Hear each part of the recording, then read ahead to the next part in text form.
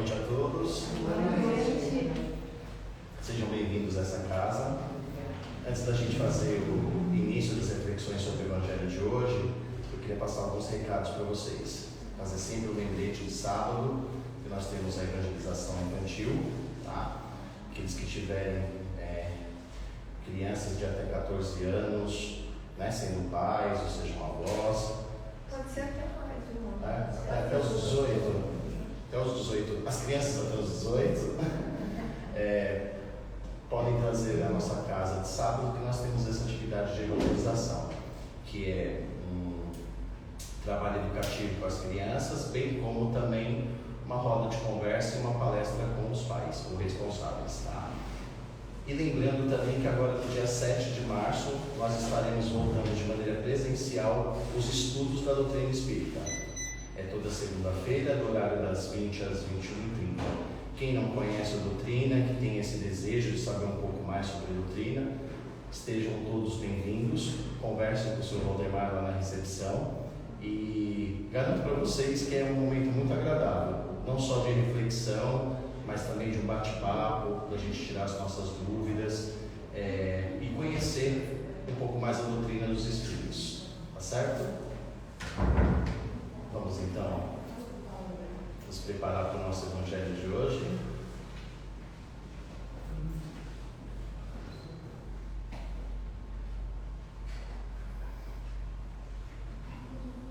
Vamos então nesse momento elevar o pensamento a Deus nosso Pai, a Jesus o nosso Mestre, buscando acerenar os nossos pensamentos, acalmar o nosso coração, deixando de lado as intempéries do nosso dia, do nosso cotidiano, e entrando nesse momento em sintonia com os amigos espirituais aqui presentes na noite de hoje, nossos benfeitores, anjos da guarda, entrando em sintonia com os ensinamentos do nosso Mestre Jesus, para que essas palavras não entrem apenas em nossa mente, mas que mude principalmente a nossa maneira de pensar e agir sobre as situações do mundo. E assim, agradecidos a Deus por mais esse momento de reflexão e da companhia desses espíritos benfeitores, pedimos a licença para darmos início nas reflexões do Evangelho na noite de hoje, louvando a prece que Jesus nos deixou dizer: Pai nosso que estais no céu, santificado seja o vosso nome, venha a nós o vosso reino, seja feita a vossa vontade, assim na terra como nos céus.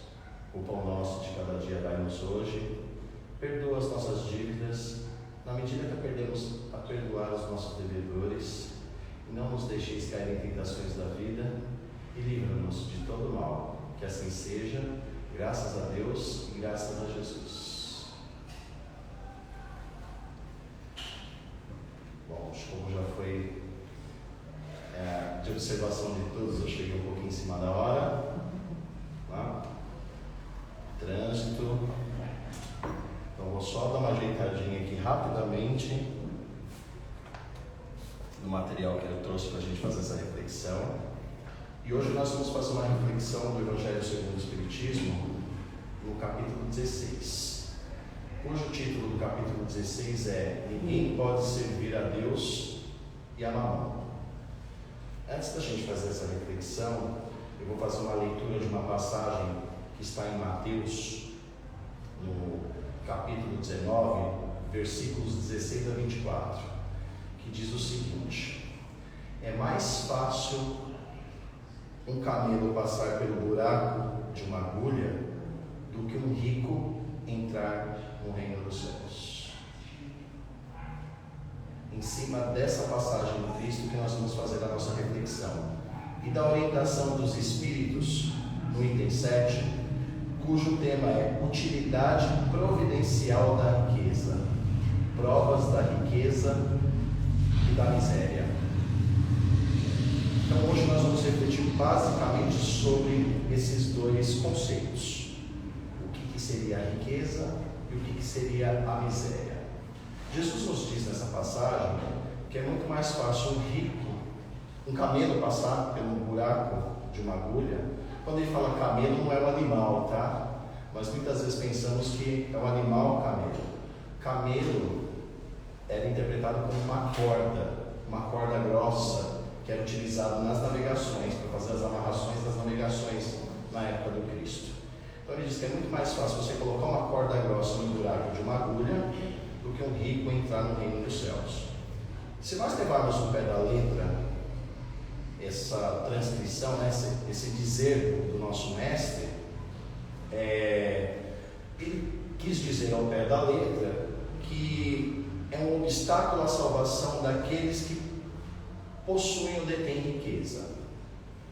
Mas o significado, se nós aprofundarmos e utilizarmos a lógica para raciocinarmos essa frase do Cristo e buscarmos o sentido verdadeiro das palavras, nós podemos dizer o seguinte: primeiramente, Jesus não poderia ser contra a riqueza, porque isso seria irracional.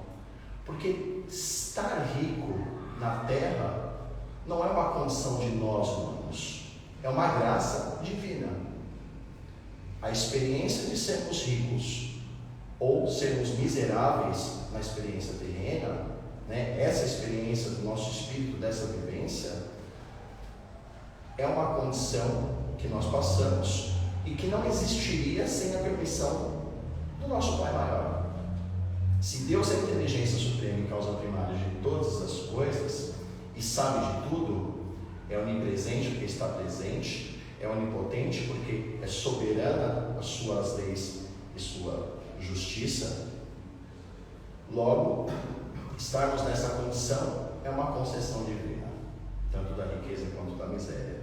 Então seria irracional dizer que Jesus condenaria a riqueza ou colocaria ela como um obstáculo para a nossa evolução espiritual. Deus não iria distribuir a riqueza, mesmo que seja para alguns, para a perdição desses alguns, porque Ele não seria onisciente, Ele não teria uma consciência justa do que cada um de nós, na condição de espíritos, precisaríamos para o nosso progresso. Até porque se na riqueza existisse apenas males, Deus não teria colocado na terra. Ele não seria um pai que iria colocar algo para castigar o seu filho. Não é essa didática que Deus coloca para o nosso progresso espiritual. O que faz o bem dizer da riqueza e a utilidade providencial da riqueza é justamente o bom ou mau uso que nós seres humanos fazemos dessa riqueza. É essa a condição, porque a riqueza, do ponto de vista material, ela tem uma função muito importante, porque é ela que faz progredir materialmente o planeta, e ela, por meio da ciência e da pesquisa, traz todo o progresso material para a nossa humanidade. E esse progresso, essa posse da riqueza, falando somente em riqueza, obviamente não é uma condição para todos. Nem todos nós temos capacidade intelectual e moral de obtermos riqueza e utilizarmos essa riqueza para o bem de todos. Nem todos nós temos condições de utilizar essa riqueza para construir algo em prol da humanidade. Muitos de nós não temos esse desapego, nem essa condição moral para termos a riqueza. É aquela brincadeira que nós costumamos dizer, né? Deus não dá asa à cobra, Ele não dá mesmo. Se der asa à cobra, a cobra voa e vai picar todo mundo. Então, estar rico, vivenciar uma experiência terrena na condição da riqueza, não é para qualquer pessoa, obviamente. E o que os Espíritos dizem disso? No Livro dos Espíritos, na terceira parte, há um item chamado Desigualdade das Riquezas. E há uma pergunta 811, que eu vou ler para vocês, para a gente poder fazer essa reflexão. 811. A igualdade absoluta das riquezas é possível e alguma vez já existiu? Ou seja, todos temos a condição de riqueza. Ela é possível e ela já existiu alguma vez? A resposta dos Espíritos é simples e objetiva: não. Ela não é possível. A diversidade das faculdades e do caráter entre os homens se opõe a essa igualdade. Foi aquilo que eu comecei a refletir no começo. Nem todos nós temos condições de caráter, como diz aqui, e cognitivas de utilizarmos a riqueza de uma maneira que possa ser útil para a pessoa que possui, bem como para a sociedade. E na 811A, Kardec ainda continua perguntando para esses espíritos, né, que formulam as respostas. Entretanto, há homens que acreditam que aí está o remédio para os males da sociedade, ou seja, a igualdade de riqueza para todos. O que dizeis disso?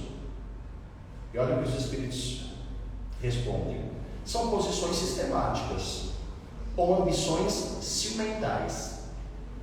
Eles não compreendem que a igualdade com que sonham seriam logo rompida pela força das coisas. Combatei o egoísmo, que é a vossa praga social, e não procureis fantasias. Ou seja, é impossível a igualdade da riqueza, como é impossível a igualdade das pessoas. Nós não vivemos num mundo homogêneo. Cada um compreende de um jeito, cada um vivencia suas experiências de uma forma e toma suas decisões de acordo com o seu livre-arbítrio. Então, logo, você igualar todo mundo por uma condição social não daria certo. A força das coisas não iria permitir. Se eu desse R$1 milhão para cada pessoa, um grupo de 10 pessoas, em 2 anos eu ia ver que um ia ter 3 milhões, o outro ia ter gastado tudo, o outro teria guardado embaixo do colchão, e por aí vai. Por quê? Porque a escolha de cada um é diferente. Porque cada um tem uma forma de agir, uma condição de agir. E eu não estou discutindo mérito, se é bom ou ruim, mas cada um toma suas decisões de acordo com o seu grau de compreensão. E a riqueza, nesse sentido, se torna nociva quando nós fazemos mau uso da riqueza. Porque a riqueza, ela excita o orgulho, a vaidade, o egoísmo. Ela excita a vida sensual. É só nós observarmos hoje, principalmente do ponto de vista cultural, como a riqueza ela é materializada nos meios de comunicação de massa, por exemplo. Como a ideia da ostentação. O que significa ostentação? Querer ter o que não tem, fingir ser o que não é. Ela está presente principalmente no imaginário popular dos jovens. Jovens não ricos, geralmente, que não possuem riqueza, mas vivem com seu orgulho estimulado, onde a vida passa a ter sentido a partir do momento que as coisas materiais se colocam acima da sua identidade. Onde você é o que você tem, e não necessariamente a sua essência. Você vive da aparência e não necessariamente da essência. Então, o problema não está na riqueza. O problema está em nós, seres humanos, que somos imperfeitos. Porque, como eu disse, a riqueza, ela pode ser bem usada e ela pode desenvolver a inteligência, como ela vai desenvolver o progresso social. Agora, por outro lado, nós temos uma outra condição, que é antagônica à riqueza, que é a miséria. Pelo fato da riqueza não ser uma prova fácil, será que a miséria, nós nascemos miserável, vai conduzir nós temos uma existência e um progresso espiritual de uma maneira mais rápida ou mais fácil? A miséria em si, ela traz uma condição de salvação para o espírito? Obviamente que não. A miséria é uma prova tão difícil quanto a riqueza. Porque se por um lado a riqueza, o excesso do bem material mal conduzido traz você à perdição, o excesso da miséria, numa condição espiritual em que você não esteja preparado para enfrentar essa situação, traz você para a revolta. E aí nós temos também, no mesmo capítulo, do livro 3 do Livro dos Espíritos, um capítulo chamado Provas de Riqueza e da Miséria, onde na pergunta 814, Kardec não deixa de perguntar sobre a miséria para os espíritos e pergunta o seguinte: por que Deus deu a riqueza a uns e poder, e a outros deu a miséria? E a resposta dos espíritos é essa: para experimentar cada um de maneiras diferentes. Aliás, vós já sabeis, essas provas foram os próprios espíritos que escolheram, e muitas vezes nelas fracassam. Então nós não vivenciamos nada aqui por acaso. Toda a programação da nossa existência, ou como algumas religiões gostam de chamar de karma, ela não vem puramente por um decreto superior, apesar que muitas vezes o espírito está numa condição tão precária que ele não consegue formular de maneira racional as experiências que ele vai ter na sua existência. Por outro lado, a nossa existência é sempre resultado das nossas escolhas anteriores. E elas não se dão apenas na reencarnação passada, elas se dão nessa própria. Cada escolha que você fizer, em todo momento, vai gerar uma consequência. Ou como Emmanuel nos diz, cada pensamento que nós temos já nasce com as suas consequências.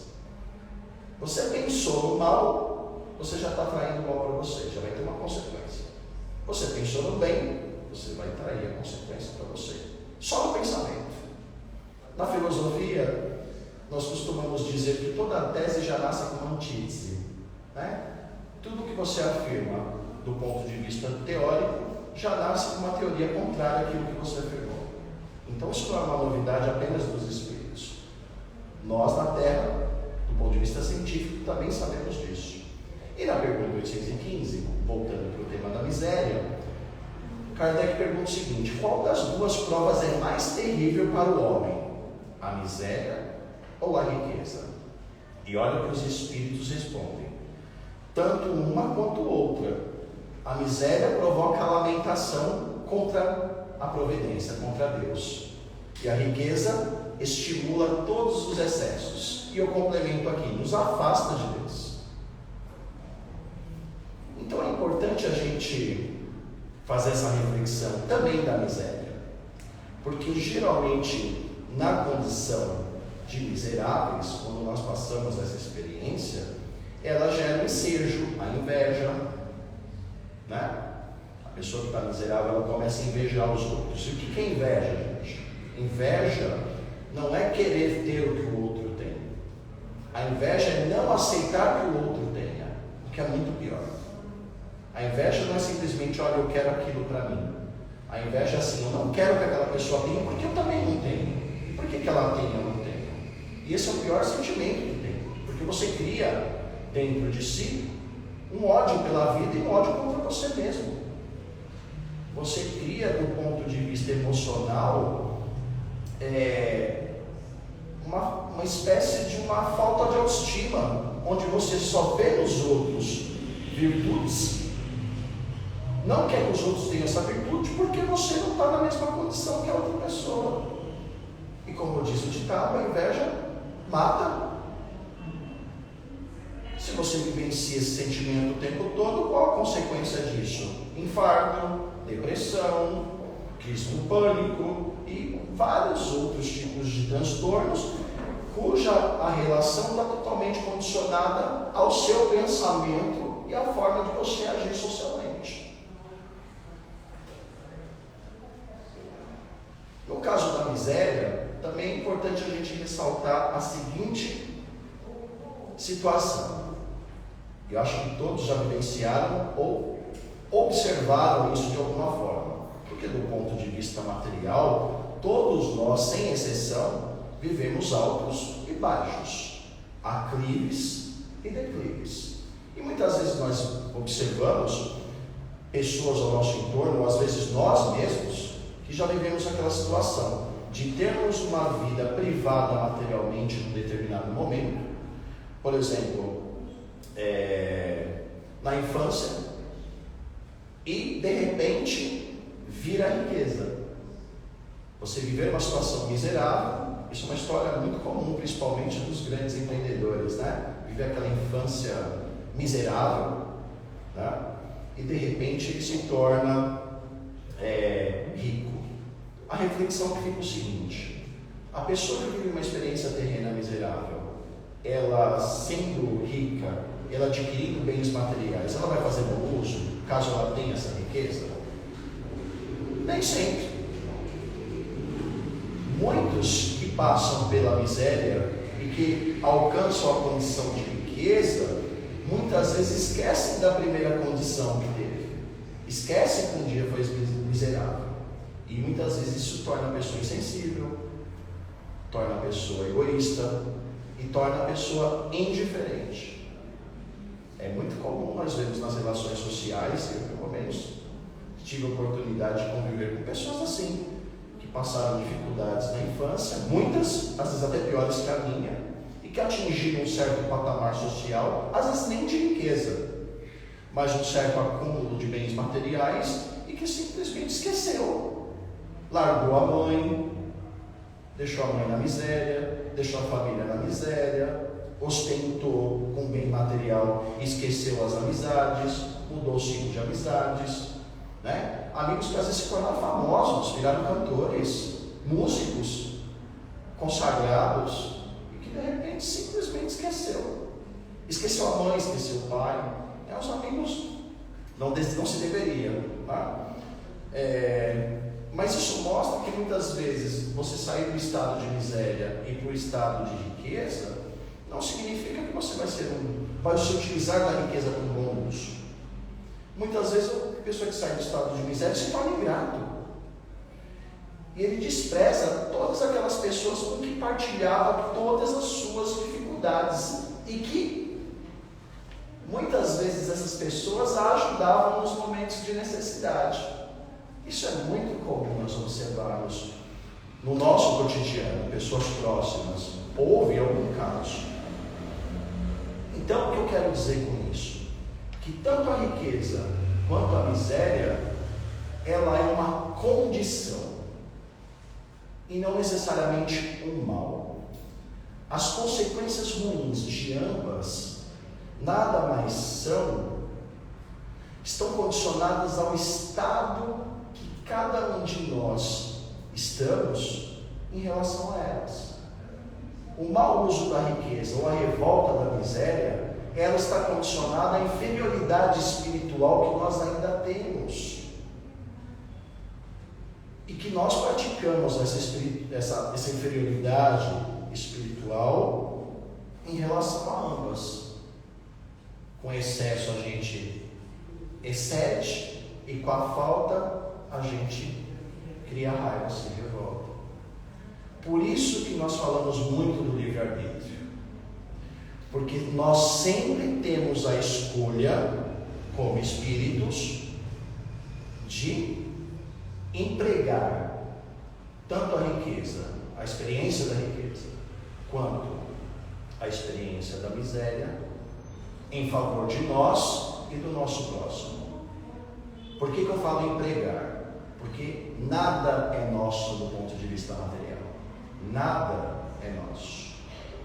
Ah, mas o meu corpo é meu. Não. Nem o nosso corpo é nosso. Esse corpo é um empréstimo que nós temos o dever de cuidar. Nós temos o direito de utilizar enquanto encarnados e o dever de cuidar. E nem isso nós fazemos direito. Com os nossos vícios, com a alimentação, enfim, com a vaidade, o excesso da vaidade, né? Não vamos confundir vaidade com cuidados, e não vamos também colocar a vaidade na questão de você se sentir bem. Mas nem o nosso corpo é nosso. Então tudo que é material pertence a Deus, porque Ele nos dá as condições físicas, intelectuais e de oportunidades que nós, de acordo com o nosso livre-arbítrio, utilizaremos para o bem ou utilizaremos para o mal. Todos nós temos essa escolha. E o mais importante, citando uma outra frase de Emmanuel, não há ninguém nesse planeta que, independente das suas condições materiais, não possua recursos para ajudar o próximo, sendo o rico, sendo o miserável, por meio de bens materiais ou por meio de um abraço, de um carinho, de um afeto. E por que eu falo ajudar o próximo? Porque fora da caridade, já nos diz Kardec, não há salvação. Porque a caridade é o único ato que vai criar em nós espíritos ainda imperfeitos, arraigados pelo orgulho e pelo egoísmo, condições e situações para que nós possamos combater isso dentro de nós. Porque quando nós ajudamos o próximo, nós vamos nos colocar na condição dele. Nós não vamos mais observar o próximo como indiferente. E nós vamos muitas vezes precisar do auxílio desse próximo, porque a situação que ele vive hoje pode ser a nossa amanhã. Então, na verdade, eu costumo dizer que quando a gente ajuda o próximo, na verdade, não são eles os auxiliados, somos nós. Porque nós percebemos muitas vezes no auxílio do próximo que nós somos tão carentes quanto eles. E que às vezes nós vamos ajudar alguém que eles ajudam mais a gente do que a gente acha que ajudou. Então é nesse sentido que a caridade é a salvação. Porque a caridade é um ato de desprendimento de nós mesmos. É um ato de enfrentamento do nosso egoísmo e do nosso orgulho. Então, quando nós fazemos boas escolhas, utilizamos nosso livre-arbítrio de uma maneira consciente e voltada para o bem, nós podemos potencializar tanto na riqueza quanto na miséria as melhores condições de progresso espiritual. Não é sendo rico que eu vou ter uma experiência e isso vai me trazer progresso espiritual, e não é sendo miserável que eu vou achar por orgulho e vaidade que vivendo uma vida miserável na terra eu vou chegar no céu e vou ter uma casa com piscina. Não é nada disso. Não é a forma com que nós vivenciamos uma experiência terrena que nos traz o progresso espiritual, e sim as escolhas que nós fazemos perante as dificuldades dessas experiências que vão auxiliar no nosso progresso espiritual. A riqueza, ela pode ser causa de muitos males, mas repetindo, é o ser humano que dela abusa, como a gente abusa de diversos outros dons que Deus nos dá, da inteligência, da saúde. E no Evangelho, nesse capítulo, os Espíritos comparam a riqueza com o veneno. O veneno, na mão de pessoas que não sabem utilizar, causa morte. Na mão de pessoas que usam a sabedoria para utilizar o veneno, elas restituem a saúde. Então, é dependendo da forma que nós utilizamos essas experiências da riqueza e da miséria, é que nós vamos ou causar a nossa própria morte, ou nós vamos causar uma saúde espiritual, vamos dizer assim.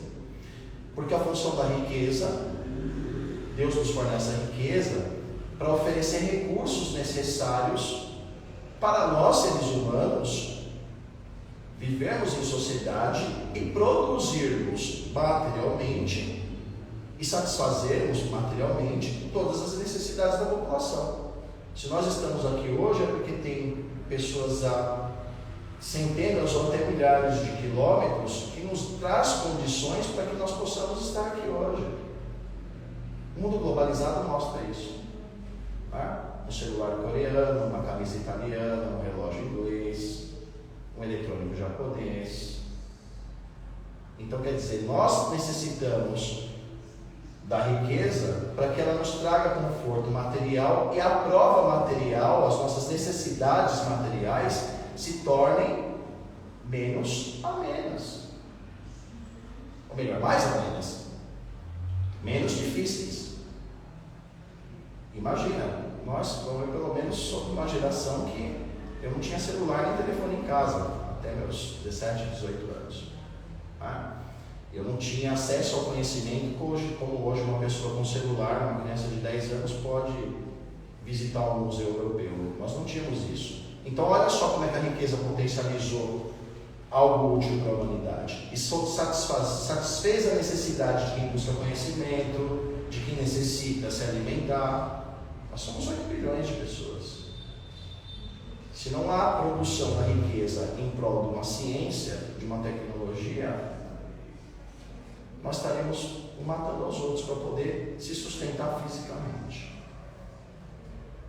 Então nós temos o dever, como espíritos, de trabalhar pela melhoria material do planeta. Como eu disse, Jesus não nega a riqueza, ele questiona o bom uso da riqueza. Então, e nós, como espíritos, nós temos o dever de progredir espiritualmente e ao mesmo tempo cuidar materialmente, porque toda a população que nós temos no nosso planeta precisa ser alimentada de alguma forma, precisa ter minimamente as suas necessidades físicas atendidas para que nós possamos viver inclusive em paz. Porque a maioria das guerras se dão justamente em torno do quê?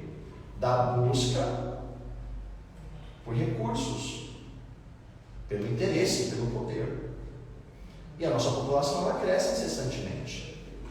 Imagine quantos espíritos querem reencarnar. E mais que isso, nós acreditamos em reencarnação. Nós somos as gerações futuras do nosso planeta. Se nós não formos para outro, nós seremos os nossos bisnetos, nossos tataranetos.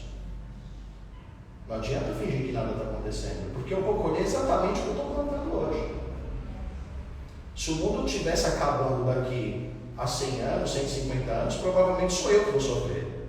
Porque eu já vou ter desencarnado e se eu tiver mérito eu volto para cá. Por que eu falo se eu tiver mérito? Porque eu posso ir para o planeta melhor, que eu acho que raramente vai acontecer. Eu não me vejo progresso nessa condição, mas pode acontecer que eu vá para um planeta pior. Que seja mais fácil, inclusive, e mais rápido para mim aprender a progredir espiritualmente. E lá eu vou sofrer o quê? Toda a dificuldade material. E vou abandonar todo o conforto da terra, provavelmente. Então, nós temos que pensar assim, nós somos as gerações futuras do planeta. Tudo que nós fizermos, hoje, nós iremos colher. Isso é a lei natural de causa e efeito. E a riqueza é um meio de auxiliar a gente materialmente a poder desenvolver materialmente o nosso planeta, por meio da ciência. Porque a riqueza ajuda a desenvolver a ciência. Não há, infelizmente, eu vou falar uma frase aqui, posso chatear alguns, mas não há ciência sem dinheiro. Todo progresso científico se fez em torno de investimento. E eu não estou fazendo um discurso político, pelo amor de Deus. Estou fazendo um discurso de fato. Tá? A história não está no fato de que houve algum progresso tecnológico ou científico que não foi a base do desenvolvimento material de determinada sociedade. Eu não conheço nenhum capítulo da história que se desenvolveu longe disso. E, por meio da ciência, nós descobrimos caminhos mais rápidos de progredir materialmente e superar os obstáculos materiais que nós vivenciamos na condição de espíritos encarnados. É por meio da riqueza que nós transformamos descobertas, sonhos, em realidade. Há 200 anos ninguém imaginaria que uma máquina voaria no céu, que um aparelho do tamanho de um palmo da mão, você colocaria em sua vida, que registraria momentos da sua história. Ninguém imaginaria isso. Se eu falasse isso há 150 anos atrás, no meio da Revolução Francesa, digo a Revolução Cultural Francesa, o pessoal me chamou de louco. Fala, não, isso daí não é intelectual, isso é um louco. E olha o que nós vivenciamos hoje. Nós que temos aí dos 40 para os 50, dos 50 para os 60, olha que progresso material que a nossa humanidade deu. E futuramente a ciência também vai ajudar a provar e a compreender as verdades espirituais. Vai derrubar mitos e vai provar verdades espirituais.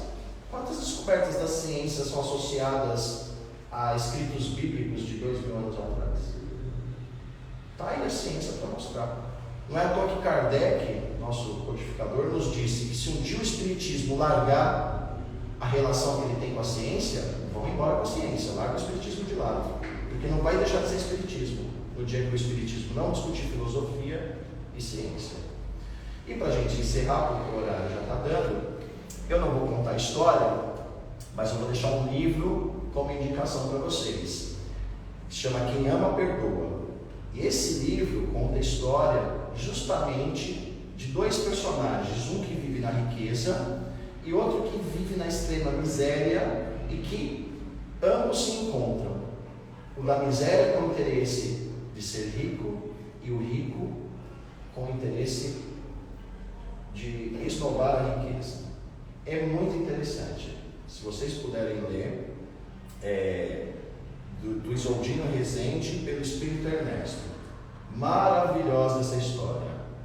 Ela vai trabalhar o tempo todo do comportamento de nós encarnados, quando temos o excesso da miséria ou quando temos o excesso da riqueza. O que as escolhas erradas trazem como consequência, não só já na Terra, mas principalmente no plano espiritual. E aí fica essa dica para vocês que tiverem interesse. Eu não sei se ainda tem na livraria, mas se não tiver, não tem problema, busquem comprar, não sei se tem na biblioteca aqui também, enfim.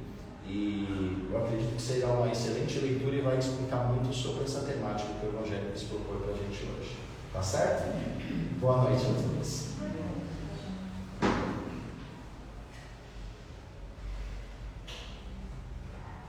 Vamos então elevar nosso pensamento a Deus, a Jesus,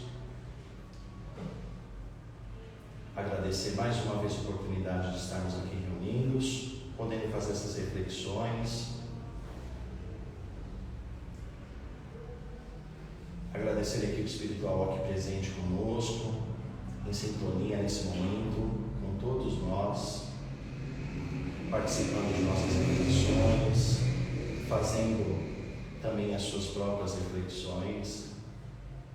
E vamos nesse momento, junto com essa equipe espiritual, nos unirmos energeticamente, em pensamento, acompanhando o som do ambiente, buscando esquecer todo o pensamento nesse momento e apenas sentindo a presença desses nossos amigos, que nesse momento se apropria dessas energias, dessa serenidade desta sala, das vibrações dessas melodias, e projeta em cada um de nós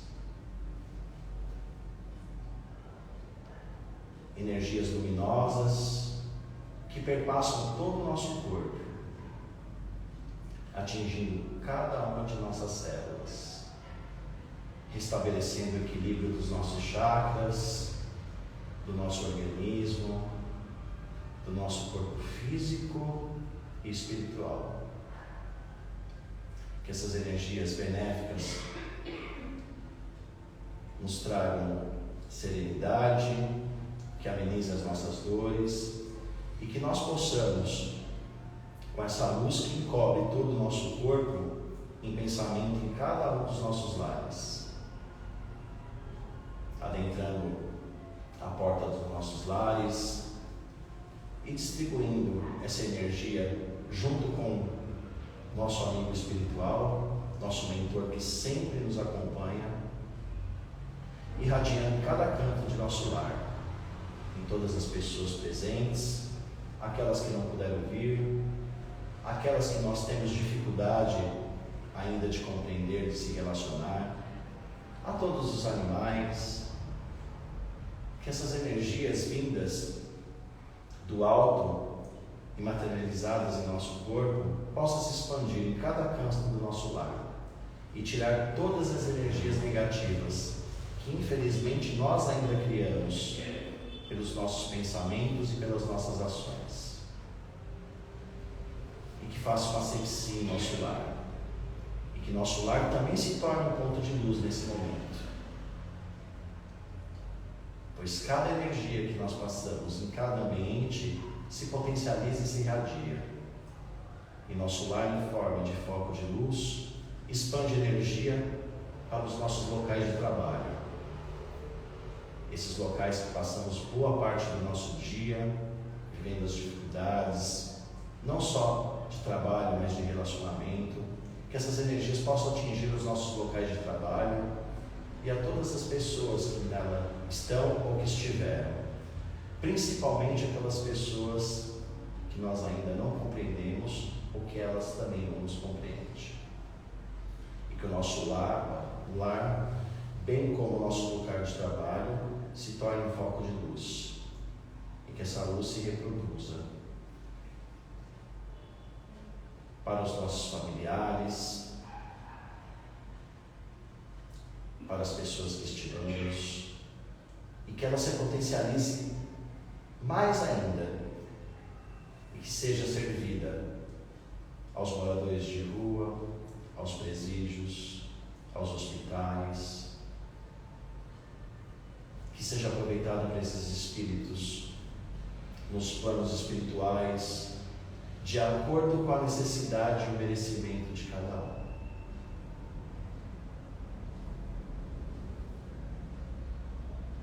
E nesse momento vamos retornando os nossos pensamentos a esta sala, agradecidos por essa bênção do alto, agradecidos pela companhia dos nossos mentores espirituais e unidos, de mãos dadas, com os mesmos sentimentos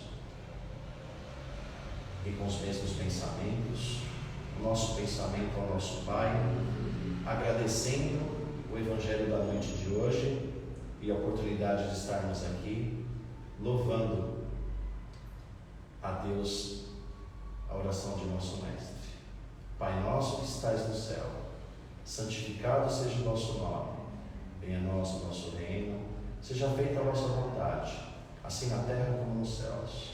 O pão nosso de cada dia dai-nos hoje, perdoa as nossas dívidas, na medida que aprendemos a perdoar os nossos devedores, e ajude-nos a não cair em tentações da vida, e livra-nos de todo mal, pois a Ti pertence o reino, o esplendor e a glória, para todos sempre, graças a Deus e graças a Jesus.